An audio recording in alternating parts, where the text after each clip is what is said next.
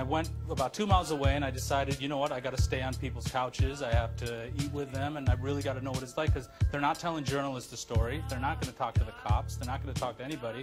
So I went in and forced them to talk to me. The way you view this story, it really doesn't matter because it isn't completely true. A couple of things you have to be worried about. One, he didn't really use proper econometric techniques. The education of Sonny Carson, this is like some real fantasy game where the gangs have complex, you know, this is The Wire.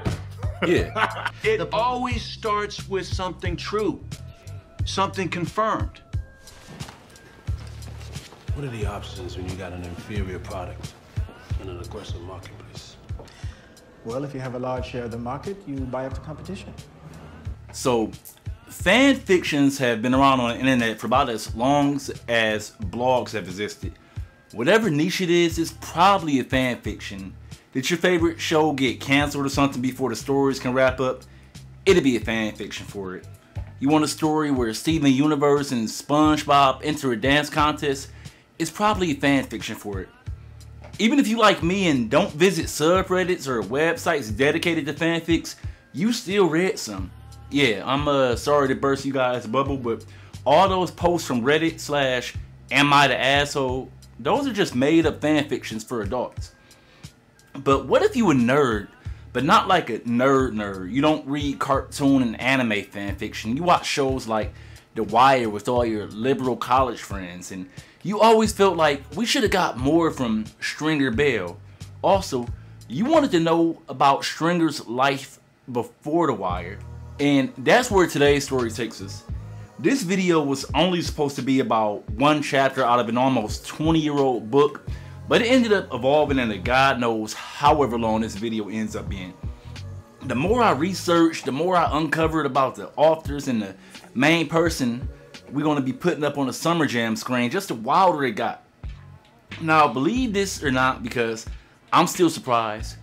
I've never been able to say this before, but from everything I've researched, I'm the first person online to point out something that no other articles or YouTube videos is talking about. This one specific critique I have about the author, that's made me question everything he said and researched from the past 30 years.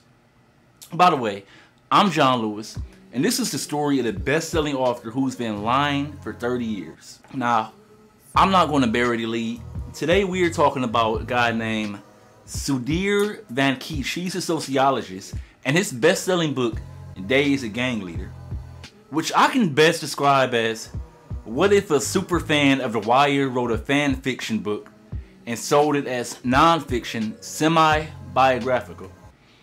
It has tales of a college athlete who graduates, gets a job in downtown Chicago, but soon quits that job and returns to the projects to be a leader of one of the biggest gangs in 1990s Chicago, while also being a drug lord. It has drive-by shootings, gang wars, all led by the dope boy with a heart of gold, who demands that the younger guys in his crew get a high school diploma. But before we can talk about that book, we have to rewind and talk about the book that made Sudhir a star. And this video is brought to you by my supporters on Patreon. From Stitcher and Dubner Productions, this is Freakonomics Radio. This is from Time magazine. Imagine a whip-smart economist with a sprawling imagination. Now imagine he's 9 years old and wants to know everything. That's the basic profile of Stephen Levitt. What's the average age of Dubner, would you say? I think Dubner's about 17. Oh, so you're like the elder in this? Yeah, don't you? You think? Freakonomics, written by Stephen Levitt and Stephen Dubner, released in 2005. It will go on to be a massive, popular bestseller, with conservative estimates of around 5 million sold, some say high as 7 or 8. The book was adapted into a documentary. It has 3 follow-up books and a podcast that still run until this day. Both the Stevens have backgrounds in economics and basically ask the why of everything, or how. One of the most famous chapters in the book is the claim that the passing of Roe versus Wade led to the drop in crime from the highs of the 80s to decline in the 90s up until when the book was written. And right there is where we gotta stop, because that claim is on shaky ground. So let me drop a couple minutes of YouTuber Market Power and about why that claim is not correct. Is this belief that abortion is causing the drop in crime. Now the reason why is he says, well, crime comes because you have unwanted children. Abortion allows you to get rid of those unwanted children. And so therefore, when you have abortion legalized, you get to eliminate all of these future potential criminals. Now, along those lines, I talked to a crime economist and asked him his opinion. He said he looked at the other implications of this theory, and I don't know what they all are, but the idea is, if you think that all these people are missing and that they are a certain type of people, then you should see other things happen as a result. Your model should have other implications, and those other implications don't hold up in the data. I know Levitt still believes it. He's doubled down on it in another paper and said, nope, the evidence is stronger today. Now, I've always been a curious person, and back in the 2010s, I watched a documentary made about the first book. I read the second book. It's called Super Freakonomics. Now to me, I was like, this is really interesting. It's made some good points, tons of research. They have unique perspectives. They even talk about subjects you rarely hear discussed, like uniqueness of Black American names and what effects they have. Again, I want to share someone who covered this specifically. The creator, Savvy Writes Books. This chapter is called, I'm not joking here, this is really what this chapter is called, you guys. It is called, Would a Rashonda by Any Other Name Smell as Sweet?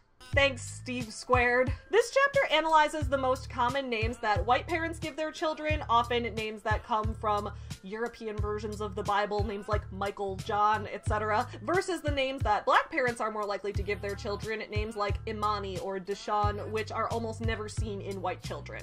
The first problem in this chapter, though, begins at the very opening, when Steve and Steve try to tell us some of the most ridiculous and obnoxious Black names that they've heard before. This discussion at the beginning of the chapter first introduces us to a set of twins named Orange Jello and Lemon Jello, which their silly parents pronounced Orangelo and Lemangelo. They give this as an example of how ridiculous Black parents can be sometimes in trying to come up with the craziest possible names for their children. Only one problem here. Those twins don't actually exist. The Orange and Lemon Jello story is a very old myth that people like to pass around. It's a joke that would fit into the same tone and same genre as, your mama's so ugly! How ugly is she? She's so ugly that Bigfoot is scared of her. It's not a real thing, it's not a real example, and the fact that they included it as a way to portray Black parents as ridiculous when the story isn't even true, it's a well-known, like decades-old joke, that's suspicious at best and extremely racist at worst. I was going to reach out to collab with her, but she had a community post saying that she needs some time off for personal things. So please watch both of these videos in full later. I'm going to link them in the description. Then I began researching for this script to make sure I'm not losing my mind. While I didn't find anyone with my exact beef with the specific chapter we'll get to soon, turns out this book is a lot more controversial than I had thought because of the way the information was collected, the way the findings are presented as facts. Now, I'm not the first person at all to talk about these things over the 20 years since this book has come out. Multiple people from YouTube, the blogs, the educational journals. And if we can't trust a man who did studies on crime rates and names, then what does that say about everything else in these books and all the other research they've done? So already, the two main authors are on shaky ground as far as their research. Now, I don't think they straight up lied. I think it could just be arrogance and bad sources like with the Black names thing. But that takes us to the star of this video, Sudhir. He's a bit of a celebrity in the sociologist world because of his work. So the first two Stevens wrote the book Freakonomics, and he was featured in the chapter Why Do Drug Dealers Still Live With Their Mothers? So think of it like Drake and J. Cole making a biracial album together, and they feature Ice Spice on the song. Ice Spice then goes on to make her own album. This would be it.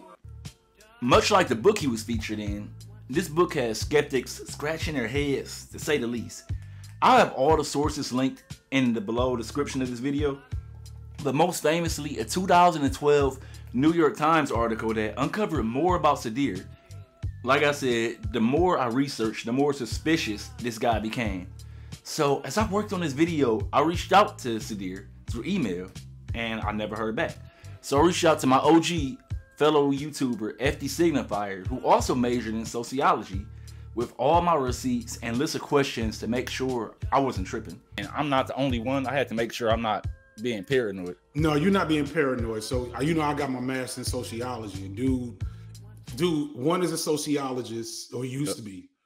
And two, this was in Chicago, if I'm not mistaken. Yeah, it was in Chicago when you would have been living there, even though, you know, it's not the area you lived in. No, not the area I lived in. So I've never read the book, but just in the world of sociology, what he did and like the aftermath and like the what's the word I'm looking for? The fallout is like a huge deal for like how not to do research.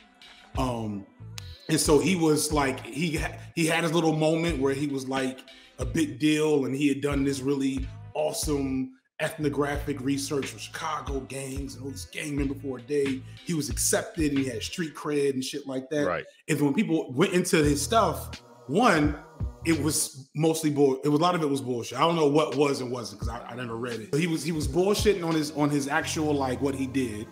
It's not good research just in terms of like quality control, oversight. Did you watch like my Manosphere shit? Yeah. The last Manosphere joint. And remember I had that section where I was like, I did my own survey. But before I went into it, I was like, yo, there is an academic standard for research that's why I wanted to have you on here, because I wanted to see like, this don't sound right. And it wasn't. Like when you do research of any kind at a professional level, there are multiple like checks and balances and administrative tasks and IRB reports and stuff like that to make sure you're doing good research, appropriate research, etc. He ain't none of that shit, like none. And it's made just for shit like this because motherfuckers get ambitious. But what if I told you the concept for this video started years before I ever made my first YouTube channel? It actually started way back in 2016. I had already watched the documentary, read the second book, Super Freakonomics, and finally got around to reading the original book. Now, because I don't have a background in academia, sociology, or economics or anything like that, and was a lot younger, nothing in those other chapters that actual experts and journalists are questioning stood out to me until I got to the chapter, Why Do Drug Dealers Live With Their Mothers? So, part of the chapter was written by Sadir, and research he claims to have done while working in grad school. He got a PhD from the University of California. He then moved and began attending the University of Chicago for grad school around 1989, 1990. And he wanted to study black people living in the south side of Chicago. He spent 7 years following gang leader JT and others in the Robert Taylor homes, sleeping on couches, forming close relationships. Jump to 2005, Freakonomics is a breakout success. Because of this, Sadir begins writing his third book. See, his first two books were just the typical sociology books you would find, but he's seeing how well Freakonomics did. He began referring to himself as a rogue scholar. Now, what initially led me to all of this is the quotes when Sadir interviews people. First off, he admits in interviews that he didn't have a tape recorder with him. He would just take notes at the end of the day, but he uses quotes like it's word for word what the people said, which is one of the issues scholars has who do this type of work. Also, he spent 7 years in the Robert Taylor homes, yet he doesn't understand black language. The first time I read Freakonomics, it's a quote by one of the guys. He's like, I'm not African, I'm not black, I'm not African American, I'm a nigger, and that's with a huge ER. So how we get to this point is Sadir claims that he went to the Robert Taylor homes working on his project, and he had a question. The question was like, how does it feel to be poor and black? And it was like 5 different answers, like it doesn't matter, great, poor, such and such. And then he gets to this guy and he says all this nonsense. So check it out. The author wants us to believe in 1990s Chicago, black men walking around calling themselves the hard ER. And that's what I'll be referring to for the rest of this video, mainly because I don't really want to get demonetized. And even just hearing it, I listened to the audiobook and read through my notes, it just makes me feel weird. Mr. Pedo claims the version of nigger ending in ger is the racial slur, but that he was using a different version of the word ending in ga that means the same as buddy or best pal.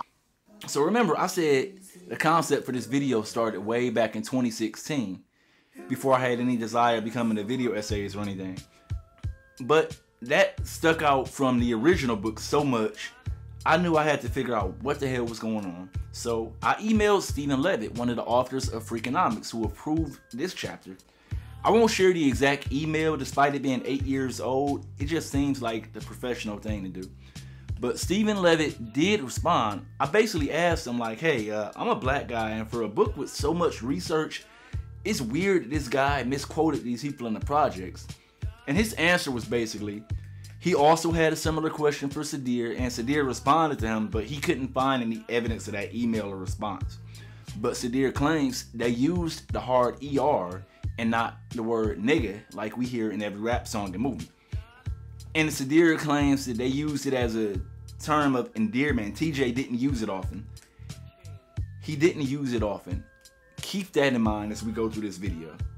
Now, if you've ever read any type of newspaper, online article, or watched the news, misquotes are treated seriously. It may not seem like a big thing to someone outside of the black communities.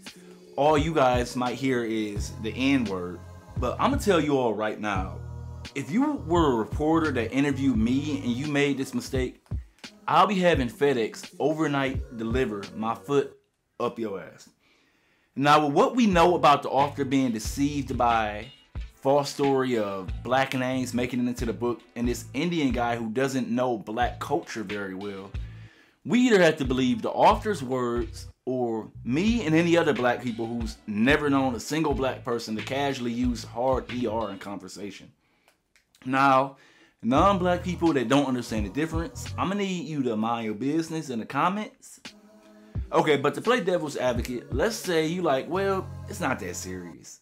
It doesn't make a difference. Okay, so check this out. After rereading the small section of Freakonomics, I went and listened to the full audiobook version, Gang Leader for a Day That Made Him a Star. It's something you would miss if you only read the physical book. It's a section in it where several of the black people in the projects refer to Sadir as an Arab. And when he quotes him, he then says they didn't know the difference between an Indian and an Arab. Now, someone from the Arab community let me know. I'm not sure if that pronunciation Arab is a slur, but I do know that the proper pronunciation is Arab. Again, if you aren't part of that community, it may not seem like a big difference, but it's like if your name is Aaron and everyone calls you Aaron. Oh, in case we still have some doubters on if I'm overreacting, in the very same section, he does it again. This time quoting some other black residents, someone in the community who constantly says Italians. But when Sadir is speaking in first person, he says Italians. I guess that's Domino's. We never had pizza because my stepmom said Italians aren't real white people. Hold on. Now, I'm not here to say if the black resident said Arab versus Arab or Italians versus Italian. But one thing we can establish, when it comes to non-black people, he sure knows the difference in quoting people and what they say than transcribing it to his book. And I'll get this out of the way right now. I'm not saying Sadir made everything up, but when you can get something as wrong as the verbiage of people you claim to have spent 7 years visiting, I have to question everything. It's like the reporter from season 5 of The Wire. He started off with small lies, then moved on to less innocent ones like some black kid living in foster care who skipped school to attend the Orioles opening day baseball game. Sure, that lie isn't really hurting anyone. Then when he does an interview with the homeless veteran of the Iraq War, he changes just the small things to make this interview seem more interesting, and he gets called out.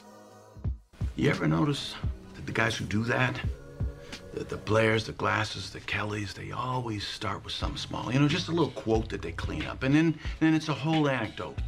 And pretty soon they're seeing some amazing shit. They're the lucky ones who just happen to be standing on the right street corner in Tel Aviv when the pizza joint blows up and a human head rolls down the street with the eyes still blinking. Now, normally when I talk about a book in my videos, I recommend people go out and read it. Y'all, this is the first time I won't be doing that. So his story starts off like some movie shit. For his research, he claims to have went to what he would later find out is the condemned building with his collection of notes. You know what? I'll let him tell this part. Details. He never says the words held hostage, but he claims this young group of teens kept him for exactly 24 hours in this project hallway in early winter of Chicago. They drank beer, and he also felt threatened because it was a kid flashing a gun, talking crazy to him. But they all drank beer. They used the bathroom in the hallways this whole time while he was being held hostage. But they eventually let him go.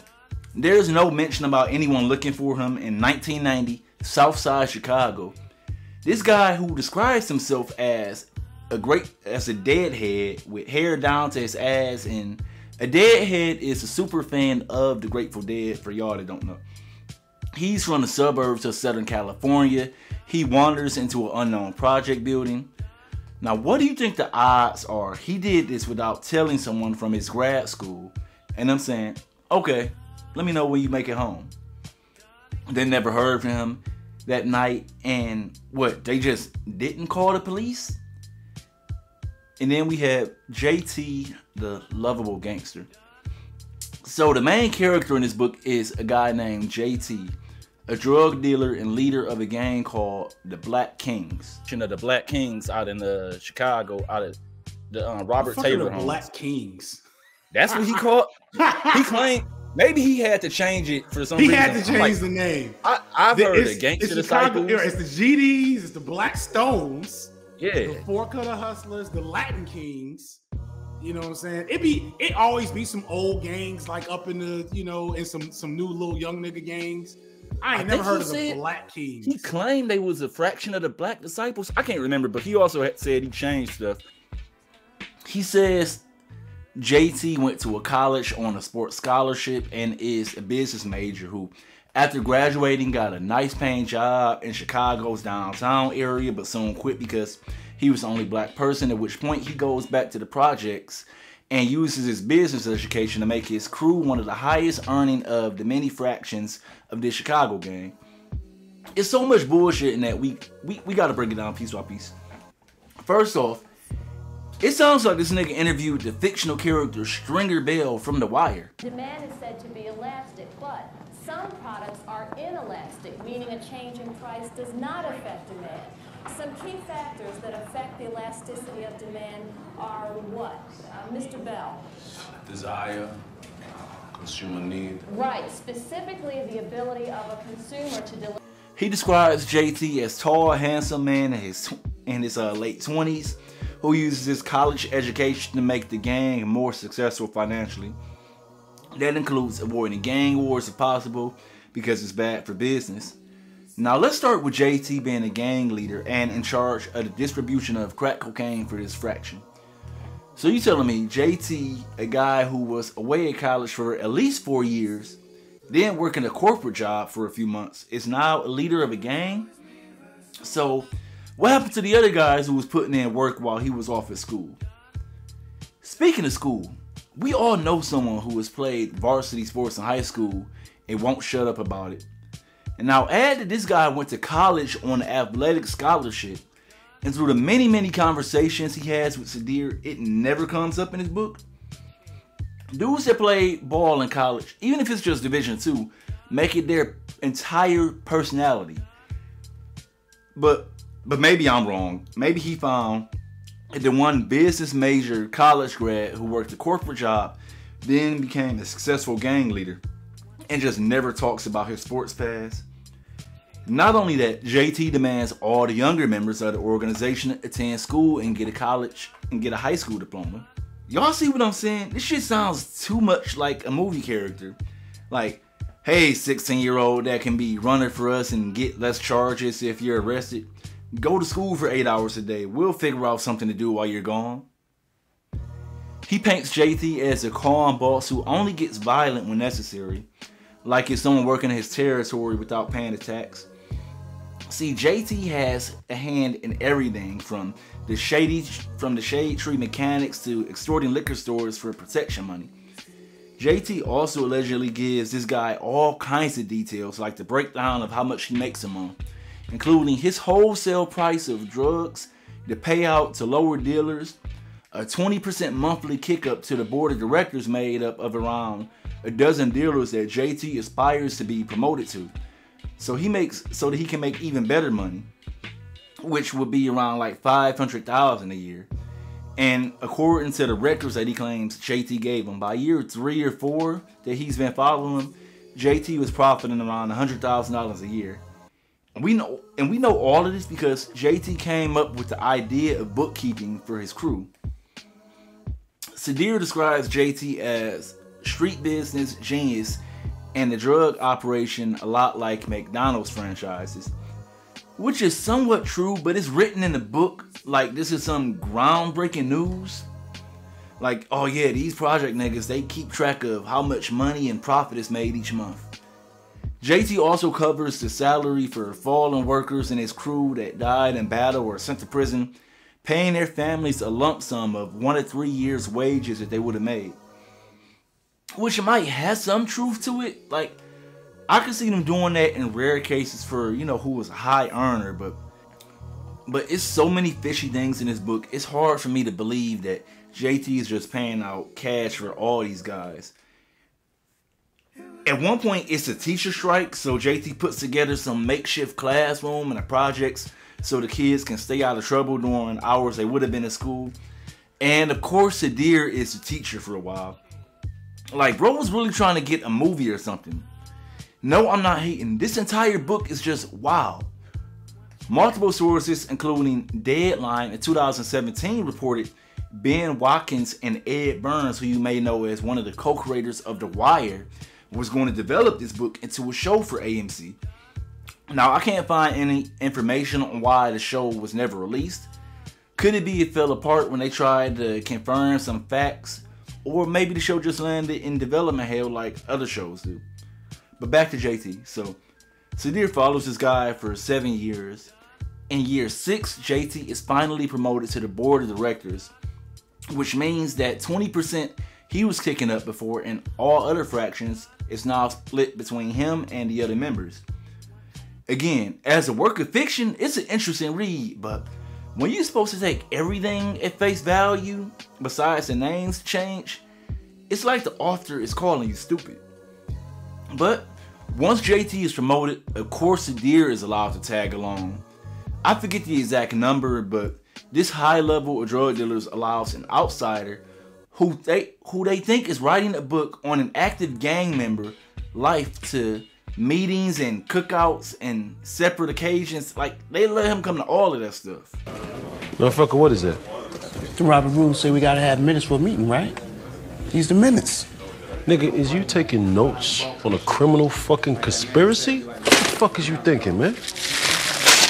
That's right. He was literally invited to the cookout, where it's explained by these guys that, you know what I'm saying, they buy their moms big houses in the suburbs and buy expensive jewelry, which some hustlers actually do after successfully washing the money. Now, to Sadir's credit, he does speak a little bit about JT and others washing their illegal money, but very little details is spent on it, and no talks about JT's tactics to employ people with clean records to work these jobs.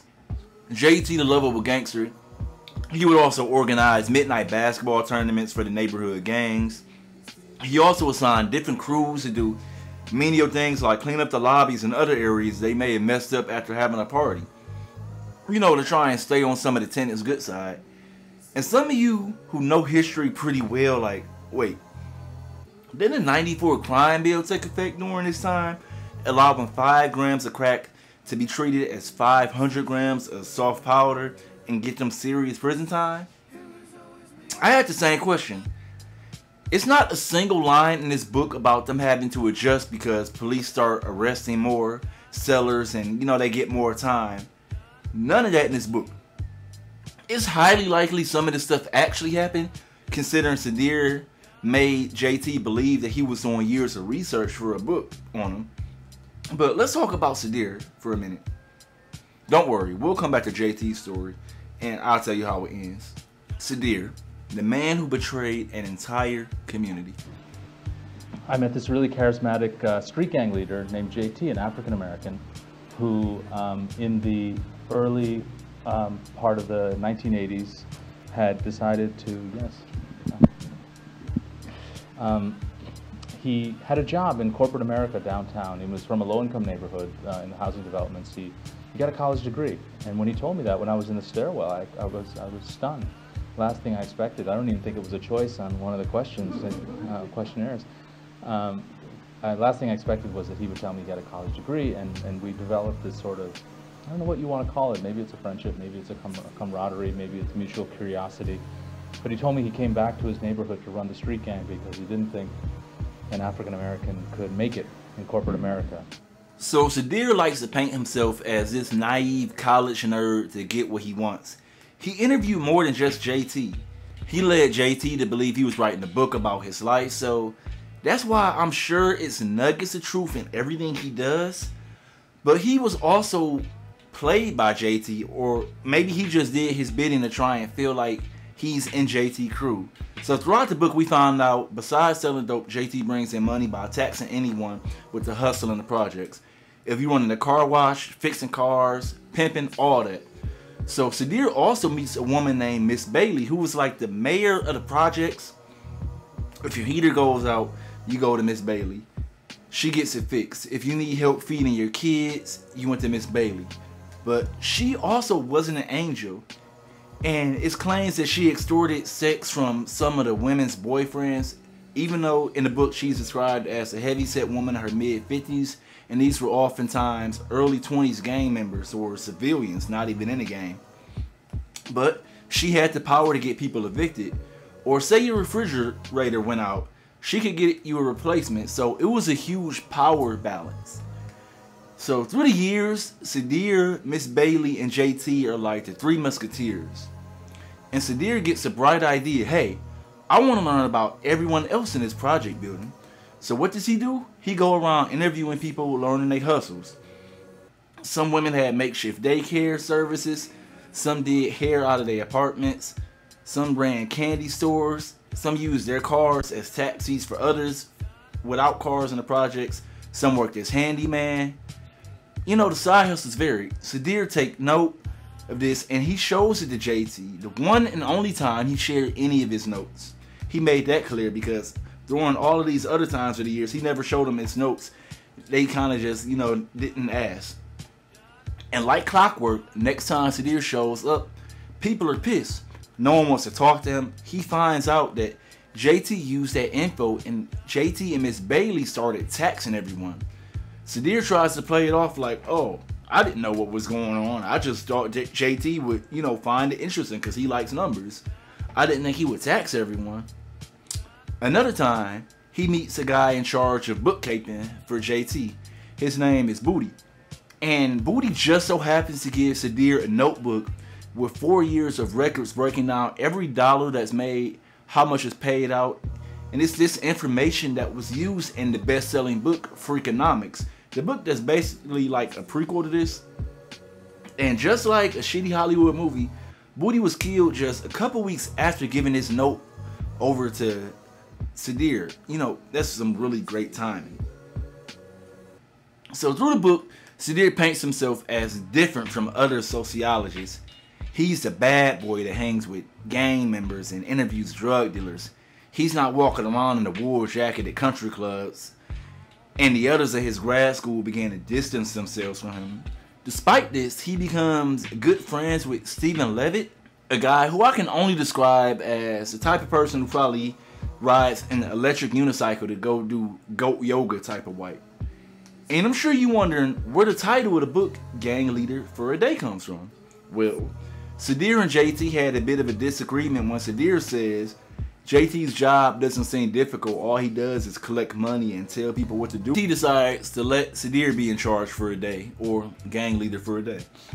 So first, Sadir is in charge of deciding what crew gets cleanup duty for the apartments they messed up after having a party. He has to choose wisely because whatever crew gets pulled from hustling, It'll cost JT money every hour that they're not working. Next, Sudhir has to resolve an issue over $100. The dealer claims that he was shorted $100, and the runner beneath him claims that he paid the money and the guy just forgot. This one is more difficult because whoever's guilty is being stealing money, and he has to get disciplined by getting hit directly in the face and pay docked for a couple weeks, what they call being disciplined. Sudhir picks one of the guys, but he doesn't even do the disciplining. JT does. So it's not even like he was gang leader for a day. He was what would you do for a couple hours guy. But I guess that doesn't make as good of a title. So anyway, somewhere around year 6 or 7, it dawns on Sudhir he should try and interview some cops, as he's using all of this info for a college dissertation. So he links up with a cop a lot of the residents know because this guy grew up in the Robert Taylor homes also. And because this is the most interesting college grad student ever, of course it's not a normal night. They go to a cop bar and the cops are telling him, hey, we seen you hanging around. We know you taking notes on everything. You better not mess with us or you'll have issues. You know how cops talk in every movie.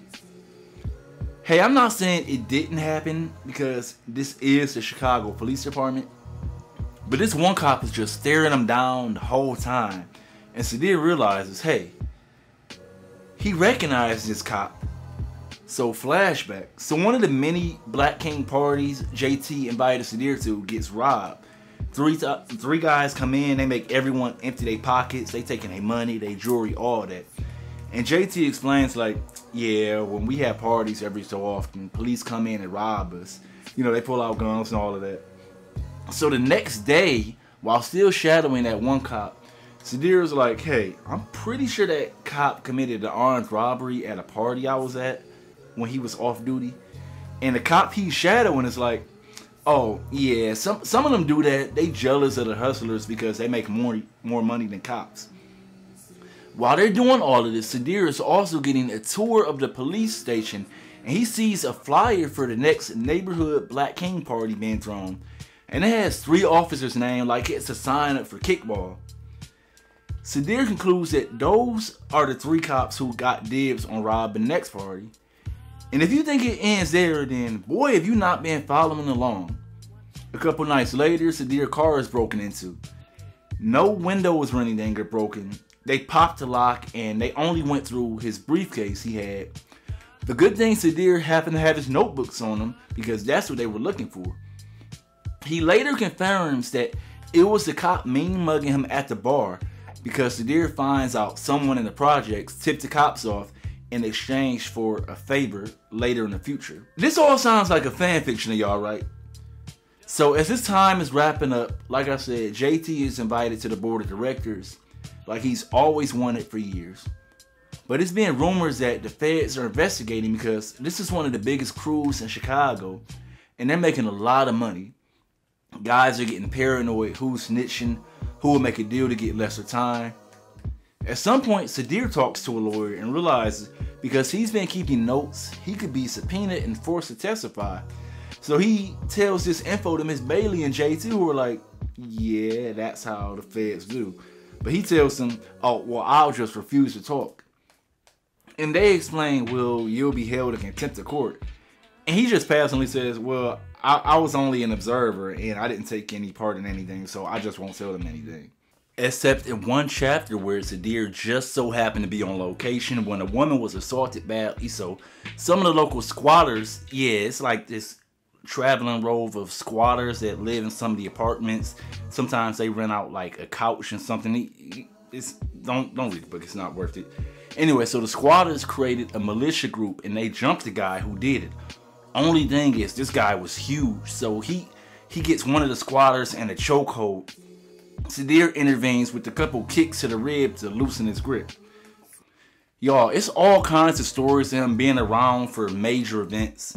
Like when he was at a liquor store that was surrounded by an angry mob because a mother accused the Middle Eastern owner of sleeping with her teenage daughter. So Miss Bailey, who was Sudhir's guide this day, was able to defuse the situation by having the owner give away a few cases of beer. So as the story wraps up, It is indeed a sweep by the feds. All the members of the drug Illuminati arrested except JT.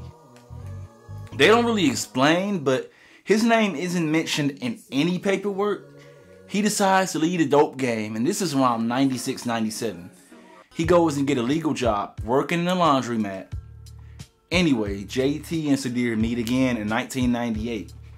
And JT gives Sudhir a notebook with names and numbers in a few other states that's more east for him to call and learn about how other crews work in different cities and states. Even though that's where the book ends, it's not where this video or Sudhir's story ends. Alright, so let's say even half the shit in this book actually happened.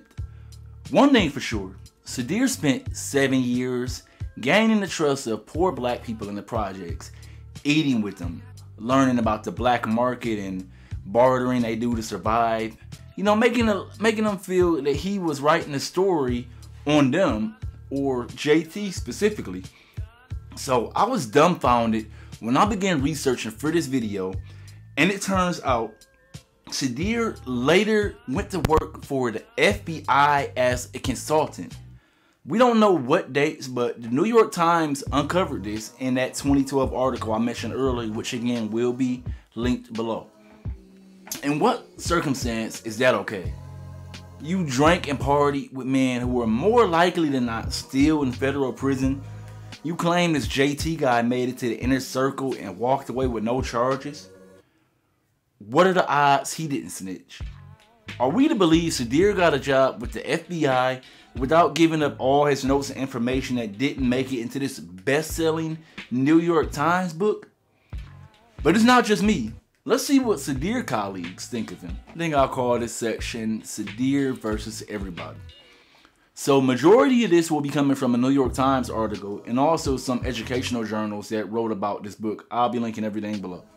So qualitative research doesn't have as much of that like oversight, because if I'm interviewing people, you can't interview the same people. You know what I'm saying? If I'm watching a bunch of TV shows and making my own observations, you may not have those same observations. You should maybe get some of them, but you're not gonna have the same.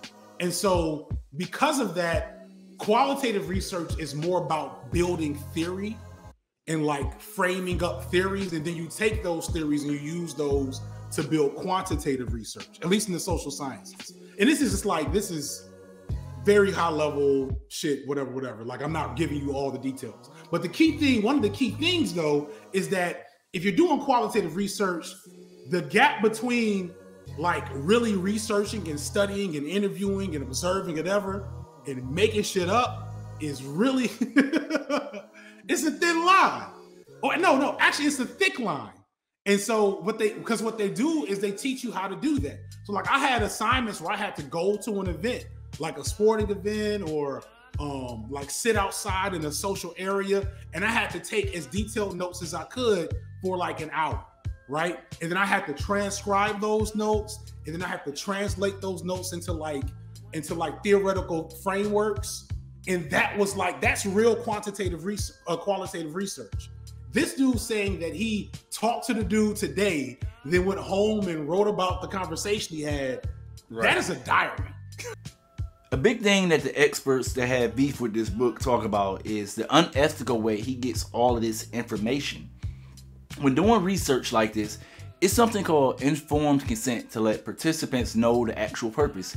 He admits in the first chapter he misleads people about his actual purpose because JT and others were worried he would share information with outsiders, which he did. Sudhir also never explicitly warns people. He talks about the dangers and consequences if their names were ever to be released. Like, say if his papers had actually got stolen, or, you know, he went yapping to JT and Miss Bailey about all their side hustles, or he later went to go work for the FBI. He now has years of information. And I'm going to quote this part from one of the journals on his book. It says, in Gang Leader for a Day, Vanquish grapples with the challenges of balancing objectivity and empathy while studying the Robert Taylor community. As an outsider, Vanquish is confronted with the harsh realities of poverty and crime, experiences that could evoke emotional responses influencing his research. his interaction with JT and other gang members revealed moments where empathy and emotional connection are evident. He says, I began to realize that JT was the only person who had treated me with kindness and respect since I entered the projects. While this emotional connection allows Vanquish to gain a deeper understanding of the community, it also poses a risk of influencing his objectivity, potentially leading to biased interpretations of romanticized view of the gang members' lives. End quote. Through the book, he becomes extremely biased and sees himself as part of JT's gang. Many colleagues interviewed raised doubt about the entire book, especially because he used quotes in his book from multiple people, like it's verbatim, but also says he only took notes at the end of the day at home. Also, Professor Wilson from his grad school wonders where he even got the initial questionnaire, how does it feel to be black thing, from. He didn't even assign it. Sadir cleans it up by saying, I made that up myself. Now, this is the part where his ethics come into question. Now, just because he did one thing doesn't mean he did the other. So, just because he maybe made up a bunch of stories for his best-selling book doesn't mean he stole or misused money, but I do have the details. So, an audit was done on his research. It turns out they came up with a figure of $250,000 in misused funds from his grad school. This includes $52,000 paid to some unnamed person with no documented evidence of work. He also listed funds for a dinner for 25 people relating to research on professional baseball players. Only 8 people showed up to that dinner, and that paper had not even been approved. They have $33,000 in payments to unnamed research subjects. One of his editors that worked on the book told investigators that he received $15,000 to teach a writing seminar, which was $10,000 more than the university had budgeted for that. Another colleague was stiffed out of $8,911 for a study they collaborated on. Now, Sadir claimed he didn't pay the colleague because the work was never completed. The auditors found out that wasn't true at all. Altogether, auditors found $19,000 spent in inappropriate transactions, $221,960 in expenses with insufficient documentation, like payments to unnamed research subjects.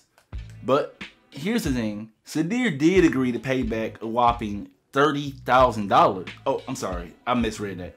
Sadir agreed to pay back a whopping $13,000. Neither Sadir nor his university would comment on the rest of the money when New York Times reached out to them.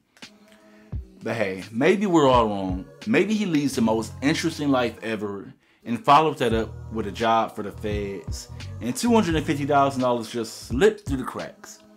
Oh, he released another book in 2013 called Floating City, this time about the New York City underworld. I had no intention of making a video of that unless this video does like super amazing and you all want me to. But by the way, if you can support my Patreon, I don't have the university to give me hundreds of thousands of dollars. And hopefully you all enjoyed this video. But let me know, am I overreacting, or do you believe this and I'm the crazy one for thinking this sounds like a fan fiction?